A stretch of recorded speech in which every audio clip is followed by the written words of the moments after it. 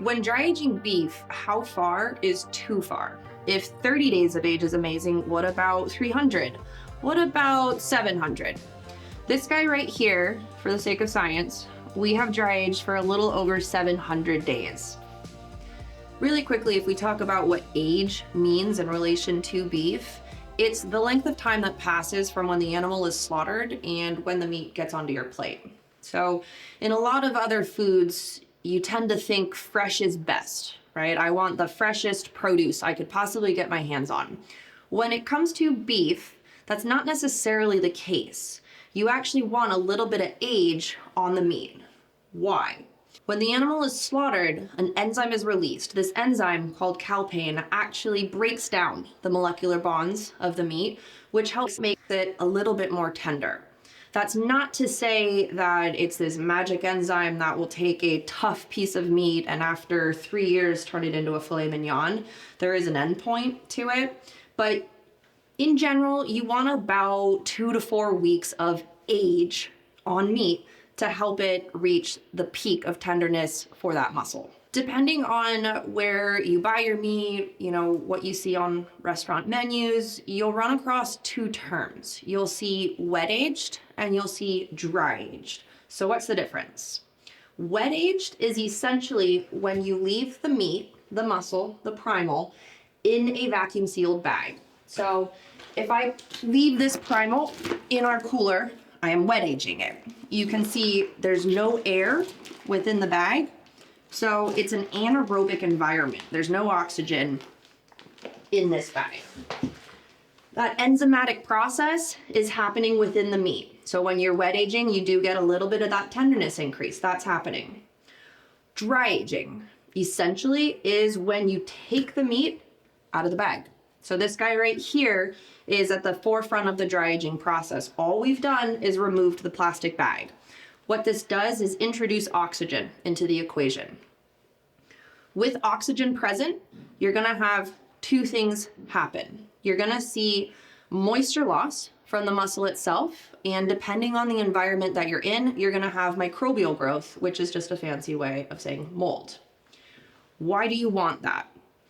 The reason you dry age is to get a very unique flavor profile. You'll get tenderness, increase in tenderness in both types of aging, but you won't get the flavor development in wet aging as you do in dry aging. And there's really two key points that kind of drive that flavor forward. The first is going to be moisture loss, right? So as soon as we've introduced this to the open air, it's sitting in my refrigerated cooler. You've got all the right controls in place to maintain the safety of the product, and temperature is really going to be your number one control there.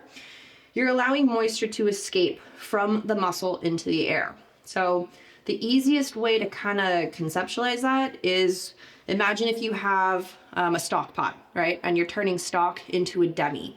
You leave the pot on an open flame. Over time, water evaporates. The amount of liquid you have gets smaller and smaller and smaller, but the flavor gets more and more intense. Exact same concept with dry aging. The more moisture that you pull out of the muscle, the more concentrated the flavor gets.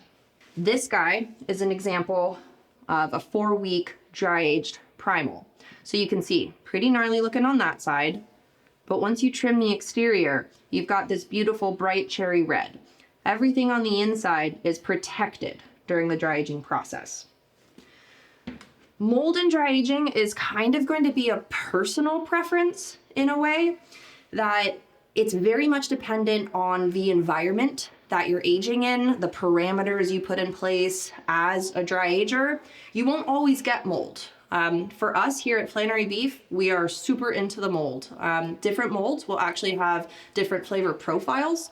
So it's a way to get a uniqueness to the product that's unlike anything else. So we've established that age is good to some degree when you're talking about beef. But how far is too far? If 30 days of age is amazing, what about 300? What about 700? This guy right here, for the sake of science, we have dry aged for a little over 700 days. Normally, when processing this type of cut, what I could do would just be to remove the bones and then cut the steaks out of that. That would be kind of more visually fun to do. Because of the length of age, we have lost so much moisture on this piece that it's almost too hard to work by hand. Like, I don't know if you can hear that.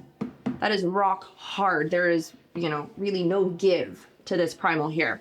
So what we're gonna do is I'm gonna face it and then kind of cut it into 2 or 3 pieces, if you will, just to make it a little bit easier to work with. And we will see how much moisture evaporated from this Primal over the course of 2 years, and if there's anything kind of viable left inside. Okay, change of plans. I thought it was gonna be way drier than this. So I took off 2 faces. You can see it kind of went like, I don't know, 1.5 inches or so.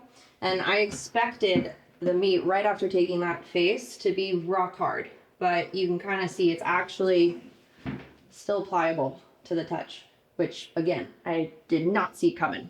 So what we did with this baby was I took off a little bit of the ribs and I took off the chine. That's what these pieces are here. So conceptually, he was here and you went there. Okay, so these are off.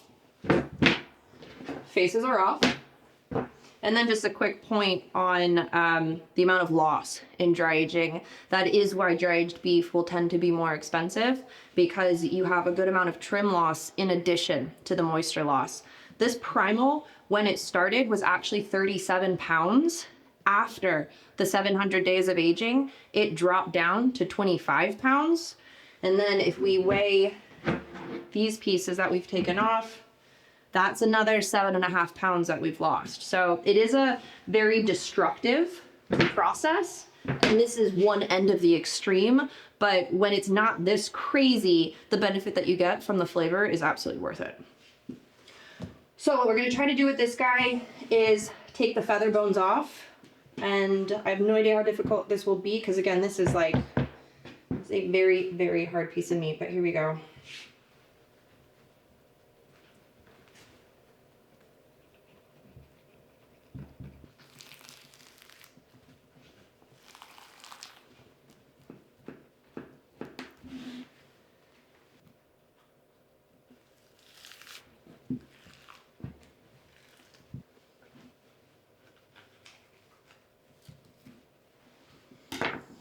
Just the force that I used to kind of get the feather bones and the rib bones off started to pull them apart at the seams. Something super interesting when you go this crazy far on the dry aging process is the smell of this piece. Like, I wish I could like put it through the camera. It's crazy. It is so different than anything you're used to on dry aging. It's almost like too pungent. It's not bad. It doesn't smell spoiled. It's like almost like ammonia-y, like bleachy. It's a very, very weird smell. Not something that you would associate with meat. But again, with dry aging, like when something spoils, you'll know there's a very different smell to spoiled meat versus aged beef. Next step is just gonna be to remove the fat cap. Depending on your thoughts on dry aged beef, this might be controversial, but the reason you trim dry aged beef is actually not for safety, but for quality. So as gnarly as this looks, as absolutely disgusting as this looks, if I wanted, I could leave this exterior on and throw this steak on the grill and go to town. The reason you don't is because it just tastes bad. It's too far. The molds that you'll find in dry aged beef are actually not harmful if consumed, and a big part of that is assuming you have the right controls during the aging process. So really temperature, again, it's all about temperature. This mold on the exterior of this guy here, this kind of like white bluish stuff, is a penicillium. So it's the same type of mold that you'll find in blue cheese. It's kind of funny just looking at that slice right there. That's like a prosciutto, dried beef. This piece that we started with was called a 107 rib, and the 107 rib actually has a couple extra muscles left on. There's this lifter meat that kind of runs along the edge there, but you can see it's actually only present on the chuck end. This is like the neck of the animal. When you get down to the loin end, you can see it's disappeared. For this experiment, I'm just gonna pull the lifter off and we're gonna work with the longissimus muscle. So that guy's coming off.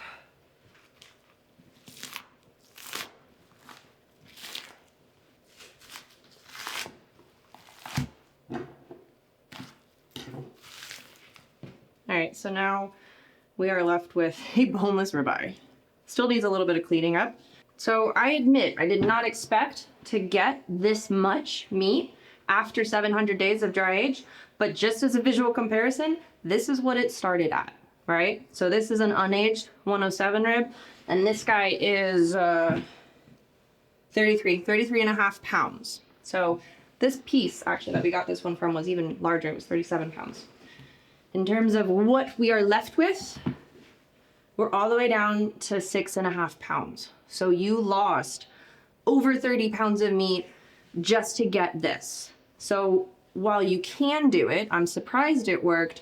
I don't think it makes sense to do. It's just, it's too much loss for what you get. All right, let's cut this guy into steaks.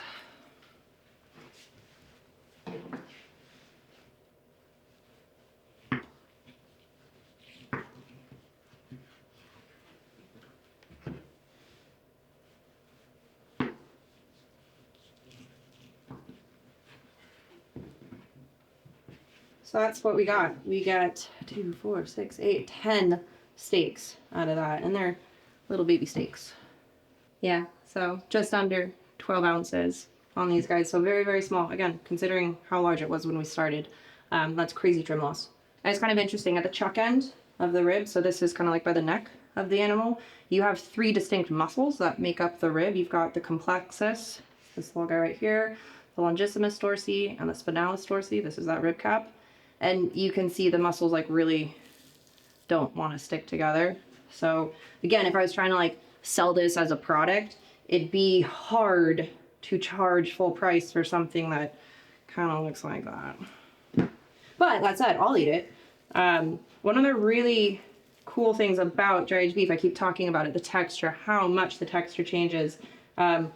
Maybe weird, a personal favorite of mine is dry aged beef tartare. So haters gonna hate, but let's go ahead and try a little piece of this guy as if it was tartare. So I'm just gonna take a little section from the longissimus there, just a little tiny bit. The texture is like prosciutto. It's so cool. Absolutely love it. Flavor, also kind of in that like prosciutto realm, almost like a bresaola. It's really, really good. So it's a really, really cool experiment. So I admit, I did not think I would get this out of that piece. I thought it was a total loss, but really glad I tried it. Going back to the original premise, how far is too far?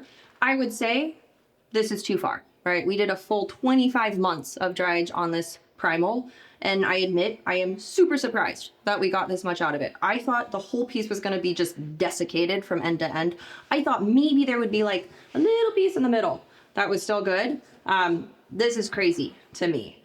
So from my perspective at Flannery Beef, we like 30 days, right? Right around that 30-day mark for dry age is I think that's the sweet spot.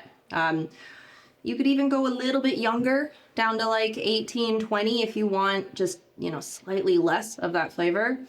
This flavor profile is very unique, and I would say if you've never had dry aged beef before and you tried this, you wouldn't like it. You just would think it's bad.